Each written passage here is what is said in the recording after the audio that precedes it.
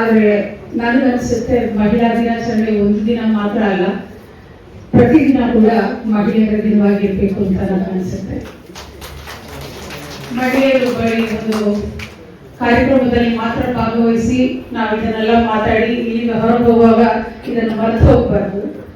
ಪ್ರತಿದಿನ ಕೂಡ ಮಹಿಳೆಯರ ದಿನವಾಗಿರ್ಬೇಕು. ಯಾವ ಸಮಾಜದಲ್ಲಿ ಮಹಿಳೆ ಮತ್ತು ಪುರುಷರು ಸಮಾನತ್ವದಿಂದ ಬಾಳ್ತಾರೋ ಅಂತಹ ಸಮಾಜ ಮಾತ್ರ ಉನ್ನತ ಮಟ್ಟಕ್ಕೆ ಇರುತ್ತೆ ಅನ್ನೋದು ಹೇಳೋದಕ್ಕೆ ನನಗೆ ಯಾವ ಒಂದು ಇದು ಕೂಡ ಇಲ್ಲ. ನಾನು ಯಾವಾಗಲೂ ಹೇಳ್ತೇನೆ, ನನಗೆ ದೇವರು ಇನ್ನೊಂದು ಜನ್ಮ ಅಂತ ಕೊಟ್ರೆ ಕರ್ನಾಟಕದ ಮಣ್ಣಲ್ಲಿ ಮತ್ತೊಮ್ಮೆ ಹೆಣ್ಣಾಗೆ ಹುಟ್ಟಬೇಕು ಅಂತ ನಾನು ಇಷ್ಟಪಡ್ತಿದ್ದೇನೆ. ನಾನು ಕರ್ನಾಟಕದ ಮಣ್ಣಲ್ಲಿ ಇದ್ದು ಏನಾದರೂ ಸಾಧಿಸಿದ್ರೆ ಅದು ಕನ್ನಡ ತಾಯಿಗೆ ಮೀಸಲಾಗಿರುವಂತಹ ಒಂದು ಸಾಧನೆ. ರೋಟರಿ ಅಂತಾರಾಷ್ಟ್ರೀಯ ಸಂಸ್ಥೆಗೆ ನಾನು ಜಿಲ್ಲಾ ಡೋನರ್ ಆಗಿದ್ದು, ಅದು ಅಂತಾರಾಷ್ಟ್ರೀಯ ಸಂಸ್ಥೆ, ಇಂಗ್ಲಿಷ್ನಲ್ಲಿ ಮಾತನಾಡುವ ಸಂಸ್ಥೆ. ಆದರೆ ನಾನು ಕನ್ನಡವನ್ನ ಅಲ್ಲಿ ಬಹಳಷ್ಟು ಬಳಕೆ ಮಾಡುವ ಹಾಗೆ ತಂದಿದ್ದೇನೆ. ಅದರ ಕಾರಣ ಏನಂದ್ರೆ, ನಾವು ಯಾವ ಸಮಾಜದಲ್ಲಿ ಇರ್ತೇವೆ, ಯಾವ ನಾಡಿನಲ್ಲಿ ಇರ್ತೇವೆ, ಆ ನಾಡಿನ ಬಗ್ಗೆ ನಮಗೆ ಮೊಟ್ಟ ಮೊದಲಾಗಿ ಅಭಿಮಾನ ಇರಬೇಕು, ಆ ಭಾಷೆಯ ಬಗ್ಗೆ ಅಭಿಮಾನವಿರಬೇಕು. ಕನ್ನಡ ತಾಯಿಗೆ ನಮ್ಮಿಂದ ಇಷ್ಟ ಆದರೂ ಸೇವೆ ಸಲ್ಲಬೇಕು ಅಂತ ನನ್ನ ಆಸೆ. ತಾವೆಲ್ಲರೂ ಕೂಡ ಈ ಒಂದು ನಿಟ್ಟಿನಲ್ಲಿ ಕೆಲಸ ಮಾಡಬೇಕು ಅಂತ ನಾನು ಇಷ್ಟಪಡ್ತೇನೆ. ಮಹಿಳೆಯರನ್ನ ಸಮಾನ ರೀತಿಯಲ್ಲಿ ಯಾವಾಗ ನಮ್ಮ ಸೋಷಿಯೋ ಎಕನಾಮಿಕ್ ಫ್ರಂಟ್ ನಲ್ಲಿ ತರ್ತೀವಿ, ಆಗ ನಮ್ಮ ದೇಶದ GDP 30% ಹೆಚ್ಚಾಗುತ್ತಂತೆ. ಅಂದ್ರೆ ಇನ್ನೂ ಕೂಡ ಸಮಾನ ರೀತಿಯಲ್ಲಿ ಹೆಣ್ಣು ಮತ್ತು ಗಂಡು ಕೆಲಸದ ಆ ಒಂದು ಫೀಲ್ಡ್ ನಲ್ಲಿ ಇಲ್ಲ. ಯಾವುದೇ ವೃತ್ತಿ ಆದ್ರೂ ಕೂಡ ಹೆಣ್ಣು ಮಕ್ಕಳಿಗೆ ಹೊರತಲ್ಲ. ಯಾವ ವೃತ್ತಿಯನ್ನು ಬೇಕಾದ್ರೂ ನಾವು ತಗೊಳ್ಬಹುದು, ಕೃಷಿಯಾಗಲಿ ಇನ್ನೊಂದಾಗಲಿ. ಯಾವ ವೃತ್ತಿ ಮೇಲು ಕೀಳು ಅಲ್ಲ. ಪ್ರತಿಯೊಂದು ವೃತ್ತಿಯಲ್ಲಿ ಕೂಡ ನಾವು ಮುಂದೆ ಬಂದು ತೋರಿಸಿದ್ದೇವೆ, ಸಾಧಿಸಿದ್ದೇವೆ. ನಮ್ಮ ಸಾಧನೆಯನ್ನ ಇನ್ನೊಬ್ಬರು ಮೆಚ್ಚಿ ಅದನ್ನ ಇವರು ಸಾಧಿಸಿದ್ರು ಅಂತ ಹೇಳೋದಕ್ಕೆ ನಾವು ಕಾಯಬಾರದು. ನಮ್ಮ ಸಮಾಧಾನಕ್ಕೆ, ನಮ್ಮ ಇಷ್ಟಕ್ಕೆ, ನಾವು ಸಮಾಜದ ಏಳಿಗೆಗೋಸ್ಕರ ಯಾವಾಗ ದುಡಿತೀವೋ ಆಗ ನಿಜವಾಗ್ಲೂ ನಾವು ಹೆಣ್ಣನ್ನಿಸ್ಕೊಳ್ಳೋದು. ಆಗ ಹೆಣ್ಣು ಮಕ್ಕಳು ಯಾರಿಗೂ ಹೊರತಲ್ಲ. ನಾವು ಇನ್ನೊಬ್ಬರ ಸರ್ಟಿಫಿಕೇಶನ್ಗೆ ಕಾಯುವ ನೆಸೆಸಿಟಿ ಕೂಡ ಇಲ್ಲ. ನಮಗೆ ದೇವರು ಹೆಣ್ಣಾಗಿ ಸೃಷ್ಟಿಸಿರುವುದು ಒಂದು ವಿಶೇಷ ಶಕ್ತಿ. ಹೆಣ್ಣಿಗೆ ಇರುವಂತಹ ಕೆಲವು ಕ್ವಾಲಿಟೀಸ್ ಗಂಡಿಗೆ ಇರುವುದಿಲ್ಲ, ಗಂಡಿಗೆ ಇರುವ ಕ್ವಾಲಿಟೀಸ್ ಹೆಣ್ಣಿಗೆ ಇರುವುದಿಲ್ಲ. ಅದರಿಂದ ನಾವು ಸಮಾನ ರೀತಿಯಲ್ಲಿ ಸಮಾನ ಪಾಲುದಾರರಾಗಿ ಸಮಾಜವನ್ನು ಬೆಳಗಿಸಿದಾಗ ಮಾತ್ರ ನಮ್ಮ ಸಮಾಜ ಉತ್ತಮ ಸಮಾಜವಾಗಿ ಪರಿಗಣಿಸಿಕೊಳ್ಳುತ್ತದೆ ಅಂತ ನಾನು ಹೇಳ್ತೇನೆ. ಯಾವಾಗಲೂ ಹೆಣ್ಣು ಮಕ್ಕಳು ಏನ್ ಹೇಳ್ತಾರೆ ಅಂತಂದ್ರೆ, ನಮ್ಗೆ ಇದು ಮಾಡ್ಲಿಕ್ಕೆ ಸಾಧ್ಯ ಇಲ್ಲ, ನಮ್ಗೆ ಪ್ರೋತ್ಸಾಹ ಇಲ್ಲ, ನಮ್ಮನ್ನು ಪ್ರೋತ್ಸಾಹಿಸುವವರು ಇಲ್ಲ ಅಂತ ಹೇಳ್ತೇವೆ. ನಮ್ಮನ್ನು ಯಾರು ಪ್ರೋತ್ಸಾಹಿಸಬೇಕಾಗಿಲ್ಲ. ನಾವಾಗಿ ನಾವು ಏನನ್ನು ಸಾಧಿಸ್ತೀವೋ ಅದು ನಿಜವಾದ ಸಾಧನೆ.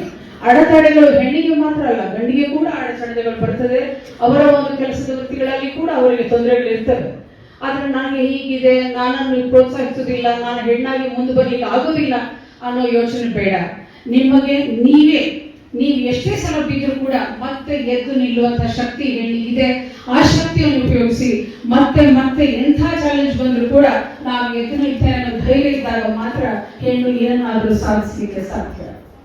ಪ್ರತಿಯೊಂದು ಹೆಣ್ಣು ಮಕ್ಕಳಿಗೆ ಕೂಡ ತನ್ನದೇ ಆದ ಗುರುತಿರಬೇಕು, ಐಡೆಂಟಿಟಿ ಇರಬೇಕು. ಇನ್ನೊಬ್ಬರು ಅದನ್ನ ನಿಮಗೆ ಸರ್ಟಿಫೈ ಮಾಡಬೇಕಾಗಿಲ್ಲ. ನೀವು ಹೆಣ್ಣಾಗಿ ಹುಟ್ಟಿದ್ದೀರಿ, ಹೆಣ್ಣಾಗಿರುವಲ್ಲಿ ಸಂತೋಷ ಪಡಿ, ಹೆಮ್ಮೆ ಪಡಿ.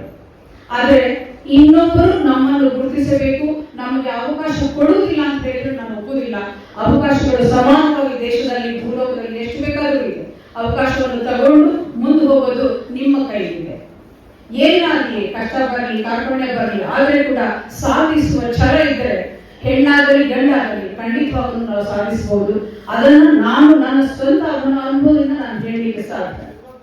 ಯಾವಾಗಲೂ ನಾವು ಇನ್ನೊಬ್ಬರನ್ನು ಅವಲಂಬಿಸಿರುವ ಜೀವನವೇ ಅಲ್ಲ.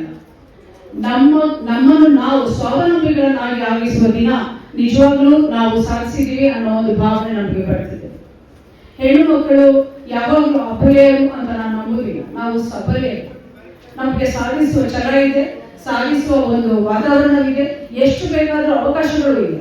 ಅವಕಾಶಗಳನ್ನು ನೀವು ಗುರುತಿಸಿ ಅವಕಾಶಗಳನ್ನು ತೆಗೆದುಕೊಂಡು ನಾವು ಮುಂದಕ್ಕೆ ಹೋದಾಗ ಸಮಾಜ ಉದ್ಧಾರ ಆಗುವುದಂತೂ ಖಂಡಿತ. ನಾವು ಒಬ್ಬೊಬ್ಬರು ಕೂಡ ಸಮಾಜದ ಏಳಿಗೆಯಲ್ಲಿ ಕೆಲಸ ಮಾಡುವಲ್ಲಿ ತೊಡಗಬೇಕು. ನಮಗೋಸ್ಕರ ನಾವು ಬದುಕುವುದನ್ನು ಮರೆತು ಇನ್ನೊಬ್ಬರಿಗೋಸ್ಕರ ಯಾವಾಗ ಬದುಕುತ್ತೀವೋ ಅದು ನಿಜವಾದ ಬದುಕು. ಹೆಣ್ಣು ಮಕ್ಕಳಾಗಿ ನಾವು ಇನ್ನೊಂದು ಹೆಣ್ಣು ಮಗುವಿನ ಸಾಧನೆಯನ್ನ ಮೆಚ್ಚಬೇಕು, ಪ್ರೋತ್ಸಾಹಿಸಬೇಕು. ನಾವು ಯಾವಾಗಲೂ ವಿಮೆನ್ ಲೀಡರ್ಸ್ ಅಂತ ಏನ್ ಹೇಳ್ತೀವಿ, ಹೆಣ್ಣು ಮಕ್ಕಳು ನಾಯಕತ್ವದ ಒಂದು ಸ್ಥಾನಗಳಿಗೆ ಬಂದಾಗ ಇತರರನ್ನು ಕೂಡ ಆ ಸ್ಥಾನಮಾನಕ್ಕೆ ತರುವಂತಹ ಒಂದು ಕೆಲಸದಲ್ಲಿ ನಾವು ತೊಡಗಬೇಕು. ಯಾವುದೇ ವೃತ್ತಿ ಆಗಿರಲಿ, ಅಲ್ಲಿ ನಾನು ಮಾತ್ರ ಸಾಧಿಸಬೇಕು ಅನ್ನೋ ಭಾವನೆ ಬಂದಾಗ ನಾವು ಏನನ್ನೂ ಸಾಧಿಸಲಿಕ್ಕೆ ಸಾಧ್ಯವಿಲ್ಲ. ಕಡೆಯ ಒಂದು ಹೆಣ್ಣು ಮಗುವಿನ ಕಣ್ಣೀರು ಕೂಡ ಒರೆಸುವ ಒಂದು ಶಕ್ತಿ ನಮ್ಗಿದ್ದಾಗ ಮಾತ್ರ ನಿಜವಾಗ್ಲೂ ನಾವು ಹೆಣ್ಣಾಗಿ ಹುಟ್ಟಿದ್ದಕ್ಕೆ ಪ್ರಯೋಜನವಾಗುವುದು, ಸಾಧನೆ ಆಗುವುದು. ಇನ್ನೊಬ್ಬರ ಕಣ್ಣೀರು ಒರೆಸುವುದು, ಇನ್ನೊಬ್ಬರ ಹೆಣ್ಣು ಮಕ್ಕಳ ಕಷ್ಟವನ್ನು ಅರಿತುಕೊಳ್ಳುವುದು, ಅವರ ಜೊತೆ ನಾವು ಅವರ ಸಂತೋಷದಲ್ಲಿ ನಾವು ಸಂತೋಷ ಪಡುವುದು, ಅವರ ದುಃಖದಲ್ಲಿ ಕೂಡ ನಾವು ದುಃಖ ಪಡುವುದು, ಅವರ ಒಂದು ಕಷ್ಟವನ್ನು ಅರ್ಥ ಮಾಡಿಕೊಳ್ಳುವುದು, ಅದು ನಿಜವಾದ ಹೆಣ್ಣಿನ ಒಂದು ಕ್ವಾಲಿಟಿ.